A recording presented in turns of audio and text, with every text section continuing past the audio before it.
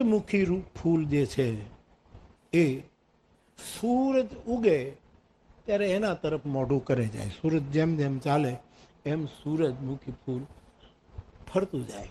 સુરેશ દલાલે એક કવિતા લખેલી, સૂર સૂરનો સૂરજ માથે, મીરા સૂરજમુખી રે, મંદિર સાથે પરણી મીરા, રાજભવનથી છૂટી રે. એવી એક કવિતા સુરેશ દલાલની પુરુષોત્તમભાઈ ઉપાધ્યાય એ કમ્પોઝ કરી અને ગાય. તો સૂર્યમુખી ફૂલનું એ સ્વભાવ છે કે સૂરજ ઉગે પછી એની સામે પણ આખા તળાવમાં સૂર્યમુખી ફૂલ હોય અને સૂરજ ઉગે તો બધા એની સામે જુએ. માનહુ નિકર ચકોર, તુલસીદાસજી કહે એક જ ચંદ્રમાં હોય પણ ચકોરના ટોળાઓ એકને જ જોતા હોય ચારે બાજુ. એમ એક જ સૂર્યને આ બધા જ સૂર્યમુખી ફૂલ.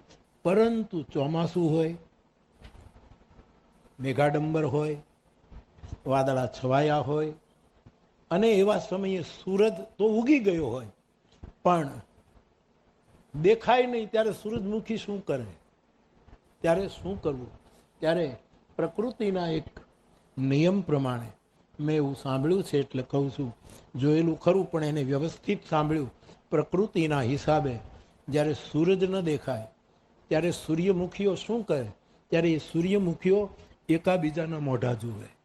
આ સૂરજમુખીને જુએ, આ એકબીજાને સામે સામે જોઈ અને એ ઉર્જા પ્રાપ્ત કરે. હવે એવો કાળ છે કે આપણે એકબીજાની સન્મુખ થઈએ, વિમુખ ન થઈએ તો સૂરજની જરૂર નથી. આપણને ઉર્જા પ્રાપ્ત થશે, આપણી બુદ્ધિનો પ્રકાશ થશે, આપણી બુદ્ધિ ધિયો યો નઃ પ્રચોદયાત એ સુધી પહોંચશે. આવો આયમાના આ પ્રાકટ્ય દિવસે, સોનલમાની આ બીજના દિવસે આપણે આવી રીતે એકબીજાની સામે જોતા